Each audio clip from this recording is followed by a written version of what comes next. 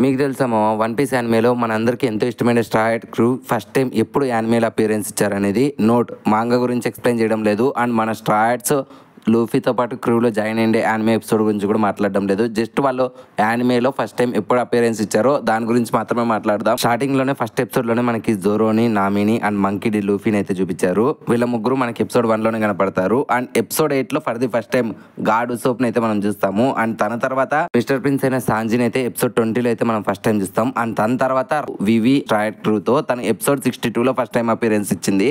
And తన తర్వాత robin అయితే ఎపిసోడ్ నెంబర్ 67 లో ఫస్ట్ టైం అపియరెన్స్ ఇచ్చింది.